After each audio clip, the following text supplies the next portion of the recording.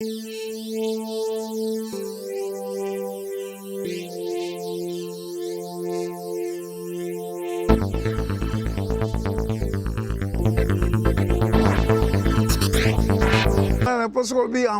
la Mouka n'est qu'une plateforme. C'est une attente de partis politiques et regroupements politiques. Ils se sont mis d'accord pour avoir un candidat commun. Enfin, Nanga Ezali, qu'aujourd'hui, nous avons notre parti, le plus grand parti de l'opposition politique en RDC, c'était Ensemble pour la République, dont Moïse Katumbi est le président national. Moïse a contacté na Kinshasa, lokola Yesu Christou aza kokota na Jérusalem. Na mona que mobile wana un peu transfiguré. Tozaki Moïse makase mais na mona gazalaki akoma ki bronzé. Nandenga la teke la mba pembe. Et lokola Angelou moko. Mouzito, il a fait un débat de bas étage à Kitinasé, à niveau Naïté. Il est professeur d'université, un ancien premier ministre, un ancien ministre du budget, un inspecteur de finances. À quoi il se comportait dans le Néguanate. Et il ne peut pas aussi dire que non, l'amour que Zayn a budgété.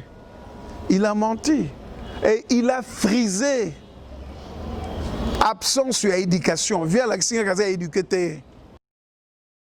Oyazo Finga. Alors, petit monsieur. Il n'y a pas de petit monsieur dans ce pays. Il n'y a pas de son métier non plus. Il est professeur d'université. Président national, il y a Nouvel Élan. Et là, comment est-il possible que nous trouvions Mouzitou? Alors, le journaliste a posé une question, a réagi directement que non, Moïse n'a jamais financé. Est-ce que Moïse a financé? Moïse a makambasa la kalobaka yaza, alobaka o lobo comme va les sali, lobo comme c'est ça la terre. Et engendré un viscéral à l'égard il y a Moïse Katumbi jusqu'à traiter Moïse Katumbi d'un petit monsieur. Et puis ebimi na munokonaye. Il est alors modèle nini ya leader. Papa, ngana kende ki équipe d'avance ya la Mouka na Mbandaka. Il est Adolphe Mouzito aye bindako ya liaki ta après meeting ya liaki. Biloko ya liaki ay bimbongo place utaki. Hôtel ya lalaki na Nina River, le plus beau hôtel ya ville à Mbandaka na Nina River au bord du fleuve, le nom dit Nina River. Yé mutabimisa kimbongo futaki wana.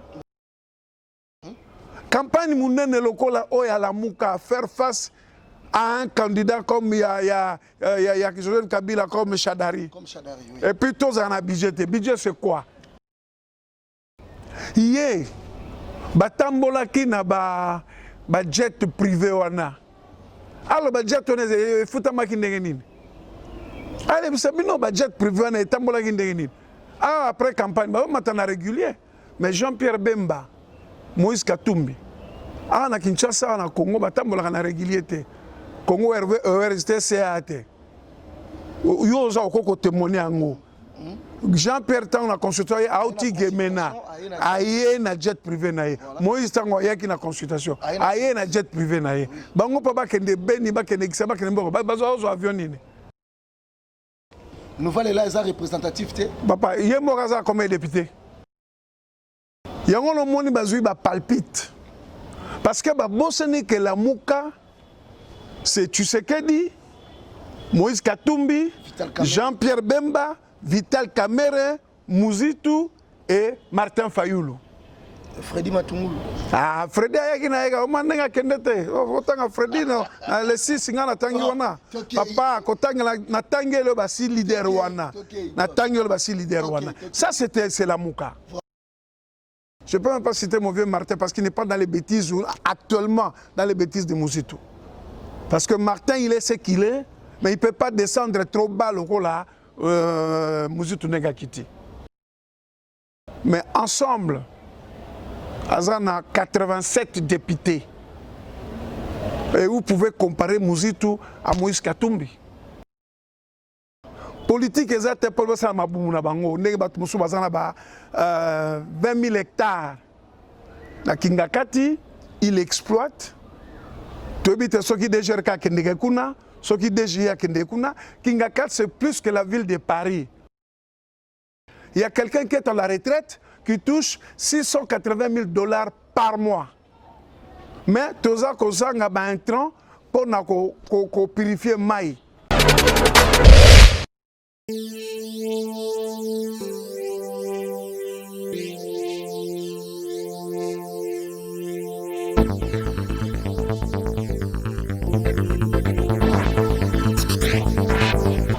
Très chers internautes, nous allons s'abonner massivement à site Nabiso Echa News Télévision. Echa News Télévision, la télévision du moment. Très chers internautes, l'Isolo ya Congo. L'Isolo ya Congo est une émission Oyo Tosolarana Bino, l'actualité politique sur l'étendue de la République démocratique du Congo. Lelo Toyeli Bino, analyse politique, encadreur politique. Isaac Bakouk Boliko. Isaac Bakouk Boliko, il y a Ensemble pour la République, l'autre solennel, les solo ya politique, les solo ya actualité politique et République démocratique du Congo. Papa Isaac, bonjour. Mote papa. Enfin, la Mouka, bah masque longo, hein. Comprendre si que la mouka zalagi nango car peut distraire bato la mouka divisée. Non papa, le but est à actualité et on a enfin Ensemble pour la République est eu agrément et est commis opérationnel comme parti politique na RDC. Exactement. Enfin na yo yango wana. Et on a enfin la Mouka n'est qu'une plateforme. C'est une attente de partis politiques et regroupements politiques. Ils se sont mis d'accord pour avoir un candidat commun pour faire face au candidat présenté par M. Kabila Joseph. Enfin nanga ezali que aujourd'hui nous avons notre parti, le plus grand parti de l'opposition politique en RDC, c'était Ensemble pour la République, dont Moïse Katumbi est le président national. Yango wana identité nabiso. Et puis deuxième événement bien Tikangaï Loba n'a remercié au nom du président national Moïse Katumbi. Parce que après ça qui biso message Nengia ki na Kinshasa pour Nzambe azalaka sembo o balobi aza juste mayo ko kangango ndenge nyoso ndenge yo lingi mais nzela na ye ekomona na kaka yende wana mwana mboka Moïse Katumbi Chapwe soko boye okomela ye soko oboy komela ye oko sokola ye et soko po boyi ko sokola ye okomela te asupu ya nzungu ata café ata te okomela ye ye wana mwana mboka Moïse Katumbi Chapwe abuka bakal na bato bakanisa ke bango bazana kiwis oyo bengi droit de vie et droit de mort que non mutuloko la yo ngale on a décidé ko chama ko la Kinshasa te o chama ko na kauka te o chama ko na limité te mais Nzambe loko la za juste azabo sembo bana Kinshasa balakisi bolingo la bango et paya chairman président national et Ensemble pour la République bolingo balakisi bolingo na bango et pas ya mwana mobali wana Moïse Katumbi Chapwe.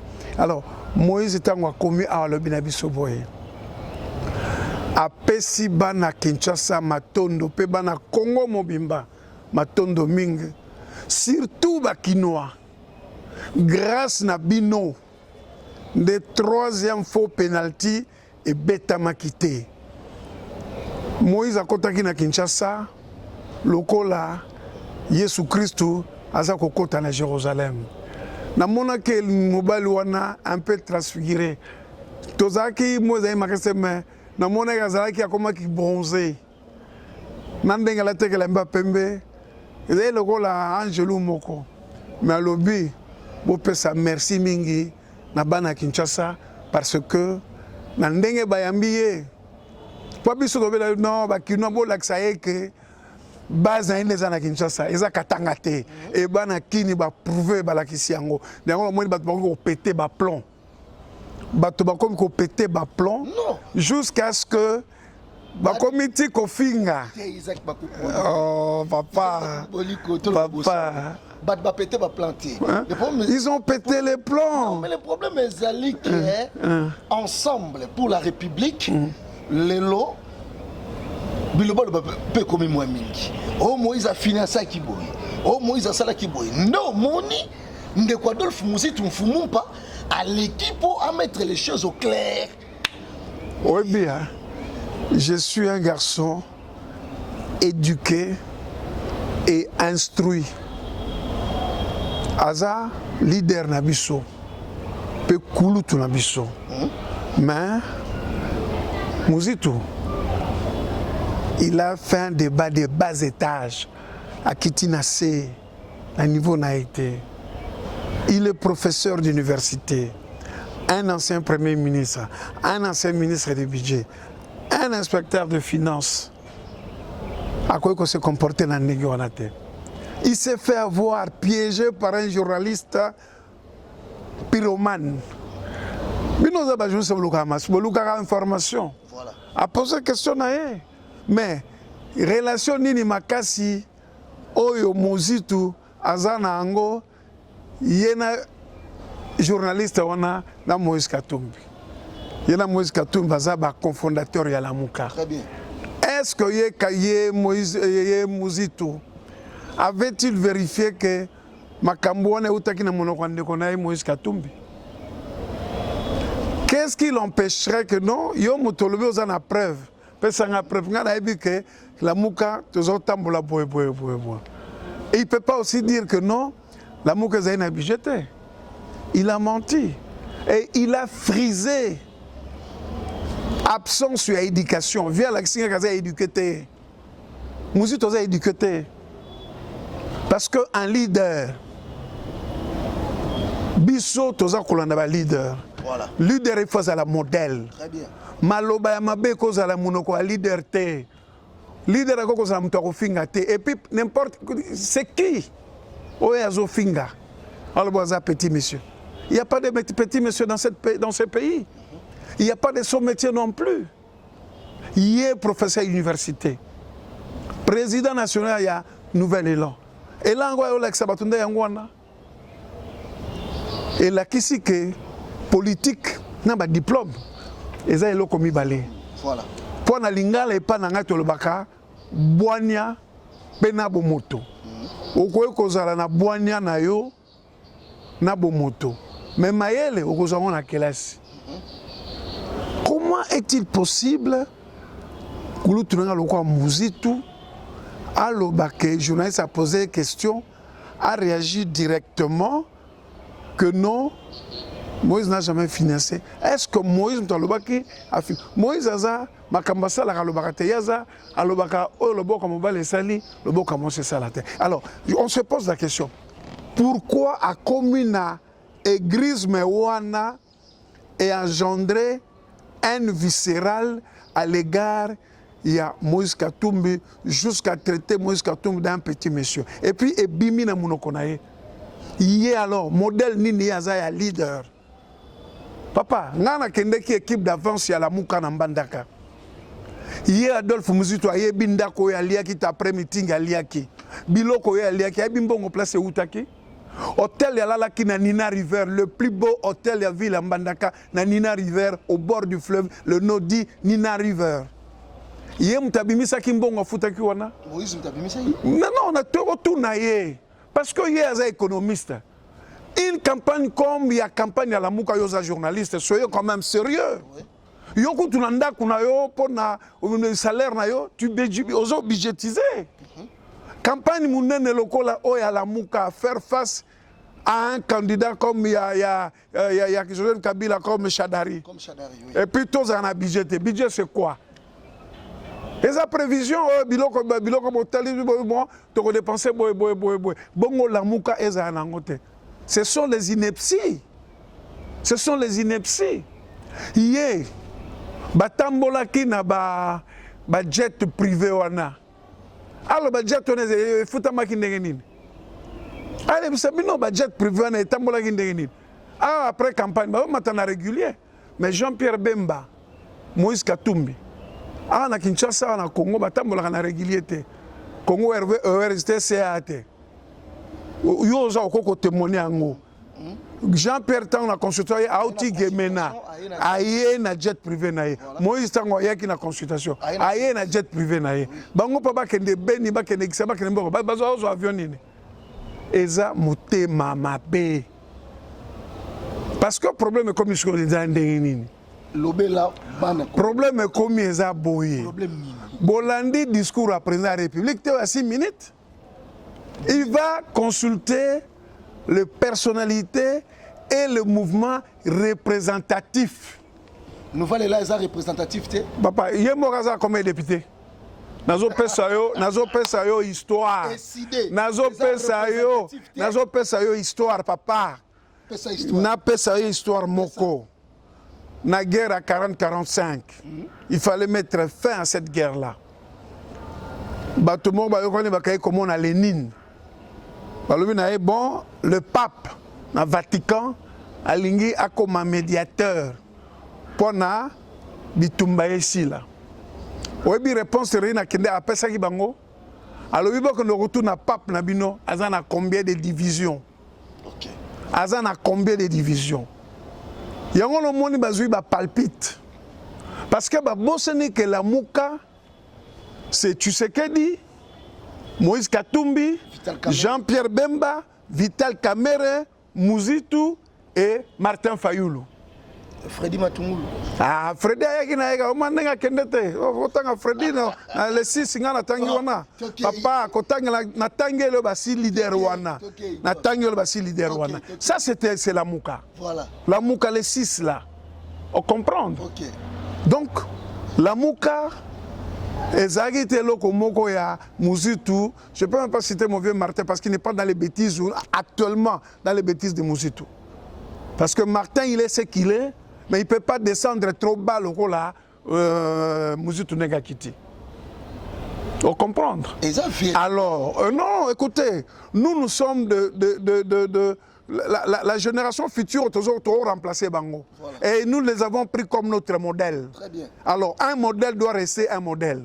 Un modèle leader doit avoir des termes appropriés, un discours approprié, pour permettre à la population que non, un discours conciliant, un discours à venir, un discours oyo, et ça c'est espoir dans la population. Vous comprendre alors, tant on a besoin que batindeli pape message, vous avez combien de divisions? Yango et Komeli, Muzitu, na Fayulu Yangwana. Parce que en politique, c'est le poids politique qui compte.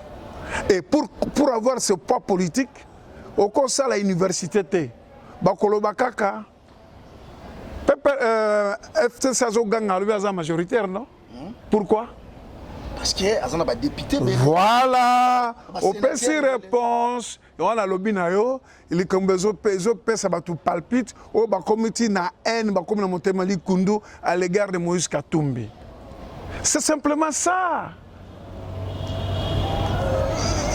Combien de divisions que le papa a dans la division Mokote? Comment à cause de la médiateur? Et en Ouana, Muzitu, il a combien de députés au sein de l'Assemblée nationale? Il y a un journaliste, il faut t'informer. Je sais. Et il a combien de députés nationaux dans l'Assemblée nationale? Mais ensemble, Azan a 87 députés. Et vous pouvez comparer Muzitu à Moïse Katumbi. Vous pouvez, il peut se comparer. Comment un peuple, petit monsieur, qui a un parti, qui a des recoupements politiques au sein de l'Assemblée nationale et qui représente déjà 87 députés. 87 députés. Il ne faut pas jouer la politique, c'est ça. C'est ce que vous pesez, c'est ce que vous représentez. Mouzitou représente quoi? Il représente quoi? Il a été Premier ministre grâce à un homme, Gizenga. Et aujourd'hui, nouvel élan. Il ne deviendra jamais Premier ministre avec les 5 députés qu'il a, ou 3 députés qu'il a. Même ministre, ça sera difficile. Il y a une jalousie, le col Moïse, Aza, éduqué. C'est un leader, c'est quelqu'un trop simple. Il n'a jamais critiqué quelqu'un, il a des objectifs politiques. Et Yangoana à répondre à l'invitation au président de la République, à Yokiye, à Tiki président pour le président de la République, na masolo basolo laki, à Silisa Makambo ya bandaki, il y a ba consultation. C'est ça. Mouzitou Kenda, qu'il ne sait pas son problème. Ce n'est pas notre problème. Palpite, c'est qu'il ne pèse pas. Il y a rien que mon frère, Jacques Ndala, a défié na Kikwete. Décapé, dynamique katumbiste, bazana Kikwete. Bolandengo. Alors, et ça, comme ma jalousie, il y a que il y a leader et leader. Et il y a des gens qui s'accrocher. Parce que je ne peux pas concevoir un universitaire, un professeur universitaire, un ancien Premier ministre, un ancien ministre des budgets, avant de réagir. Mais il faut vérifier. Et il n'y a pas une barrière entre lui et Moïse Katou pour dire, mon cher, qu'est-ce qui s'est passé? Mais un viscéral, on est là, c'est que, et un local là, à Pau, j'étais promis, mariage, na yo na ressemble au costume. Voilà. Et puis, mon mariage, na yo na lati costume, wana. Désespoir. Ce qui entoure Mouzitou. Ce qui entoure Mouzitou. Tu comprends? C'est ça. Et nous qui les suivons, même mon frère Steve Kivota, il a des limites. Il ne va pas jusqu'à ce point-là. C'est maintenant que les Congolais vont découvrir Baïba. Mais Babosanake, la mouka eza eloko na bango te. La mouka eza état d'esprit au peuple lingaki changement. Malgré peu importe ce qui est arrivé, ce n'est pas une propriété privée. Il y a Mouzitou, il y a Katumbi, il y a Martin Fayoulou, qui encore qui est resté là, Jean-Pierre Bemba. Non. Et ça, appropriation à Bissot. Il mérite même, il est conflictuel. Nous voulons encore garder c'est Moukala. Financement. Mais garder c'est la Moukala, oui. État déjà haine. Haine est un moutumoko. Parce que non, mais je ne sais pas, monsieur, ils sont perdants. Ils sont perdants. Même devant la population, ils sont perdants. Ils sont perdants. On peut confirmer l'impanguista. On peut aujourd'hui confirmer le panguista. Le tribalisme, le népotisme, on peut le confirmer aujourd'hui. Ce qu'on peut confirmer, l'impanguistan, le népotisme, le tribalisme, alors c'est au souverain primaire de voir quel genre. Papa, Bissoto mené opposition politique depuis 2001. On n'a pas besoin de ça. Nous avons besoin du bon fonctionnement des institutions de la République. La élection, c'est la consultation ici, là. Mais match à Malonga, c'est en 2023. Très bien.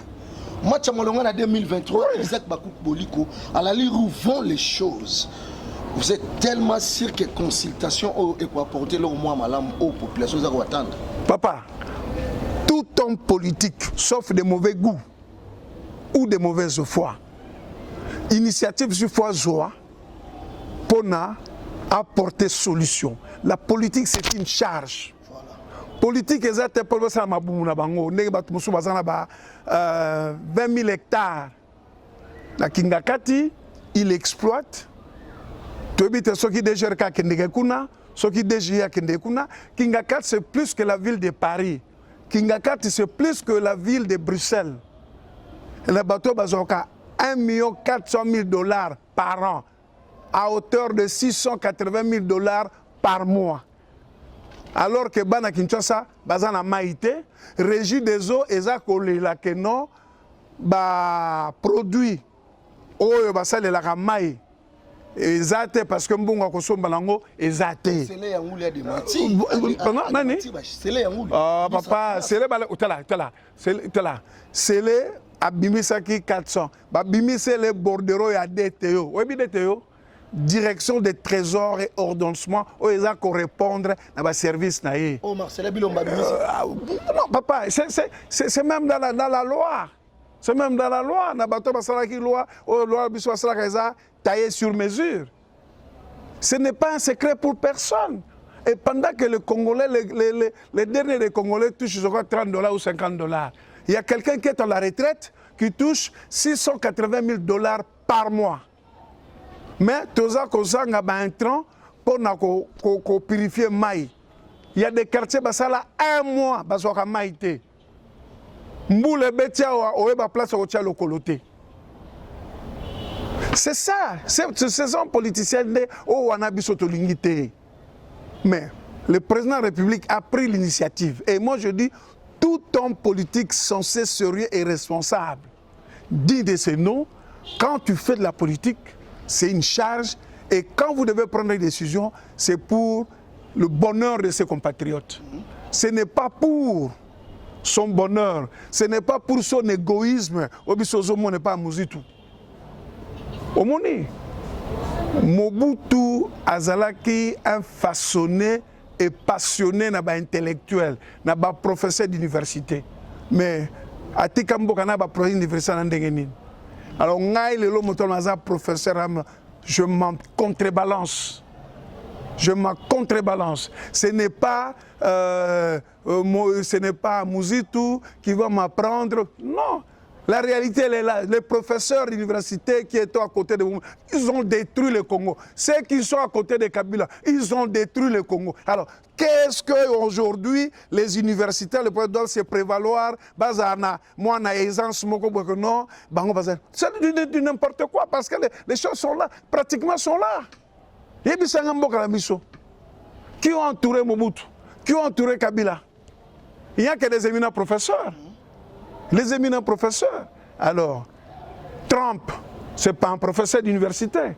Berlusconi en Italie, en 6 mois, il est devenu Premier ministre. Il a changé l'Italie. Trump, il a relancé l'économie américaine. Il est professeur? Non. Jalousie. Mais Bakoyo Kango Boye. 80, 2003, Toko on a 150 députés.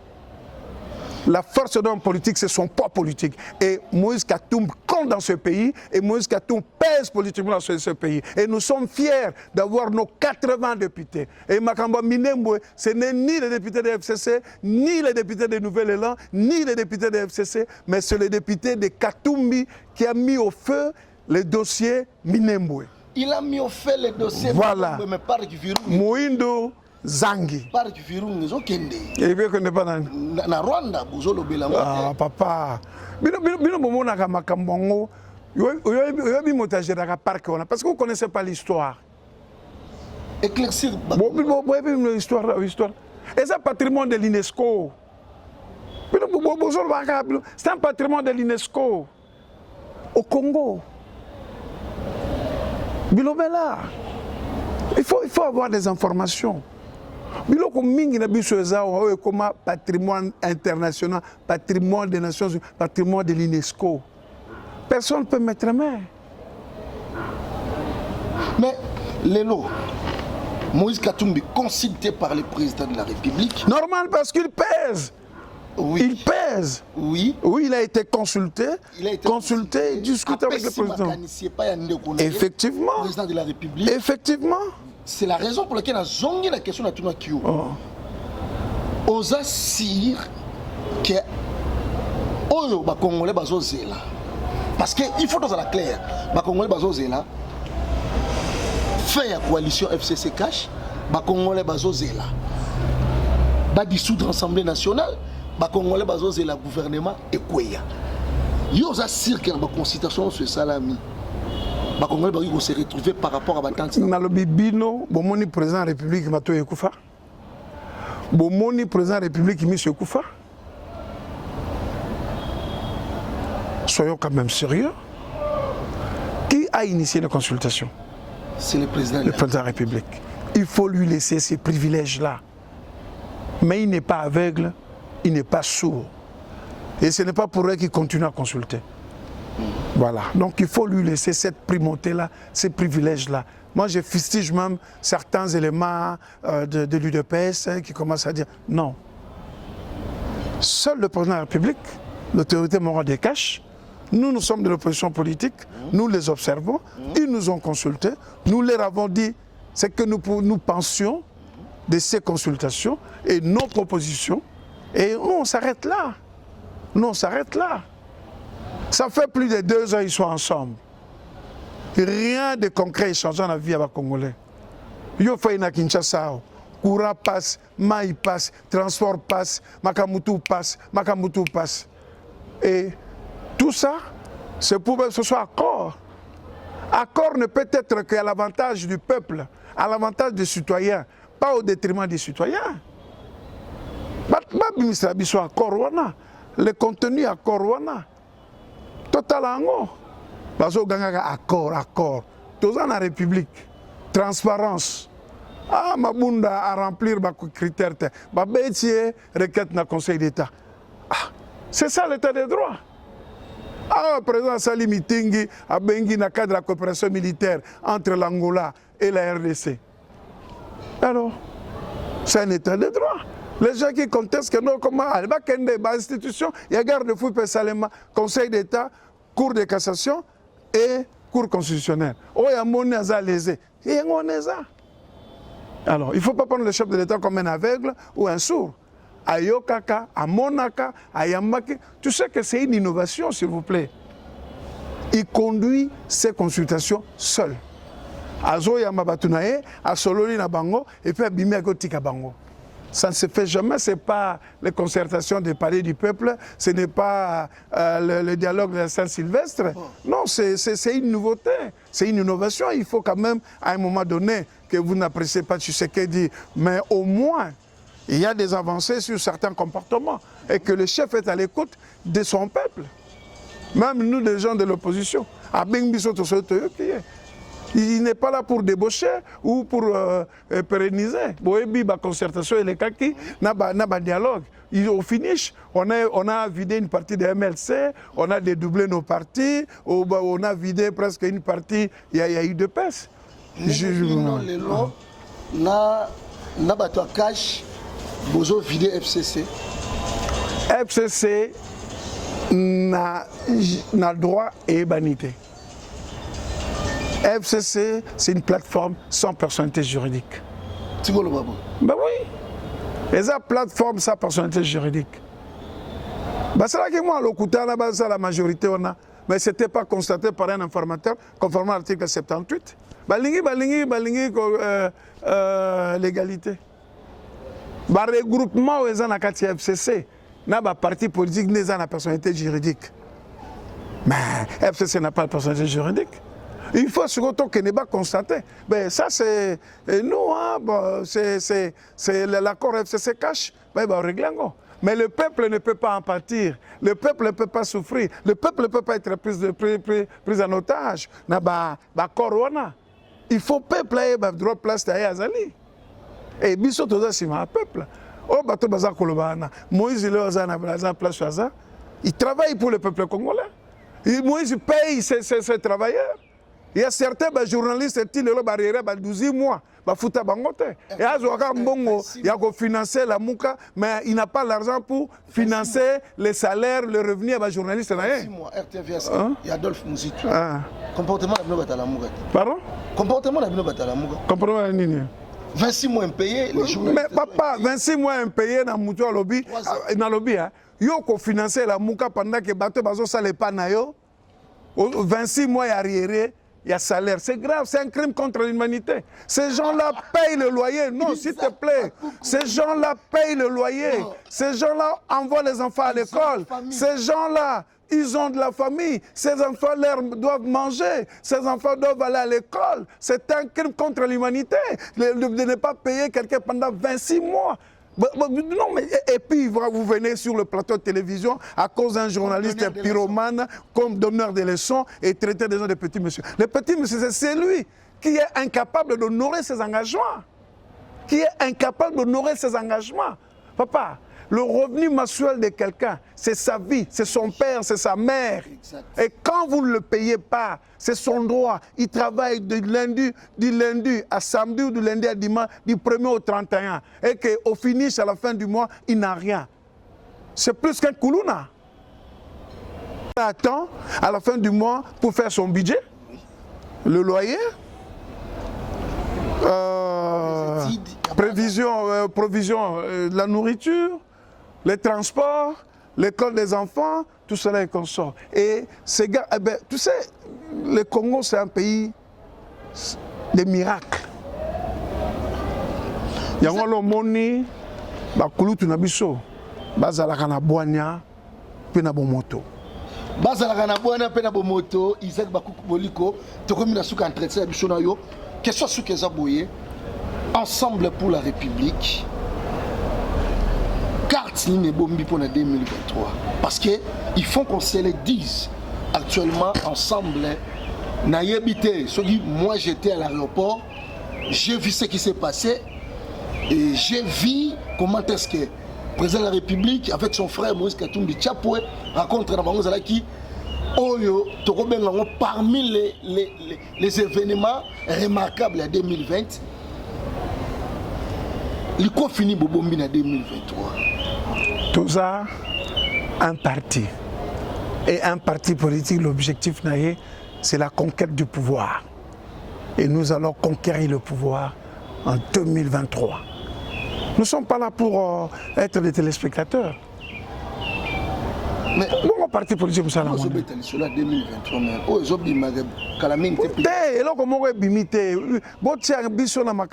Président, totika président, aloba. Yendem taza tozozela discours na congolais nyonso azozela après la concertation maloba o mokonza koloba. Mais biso tozali parti politique.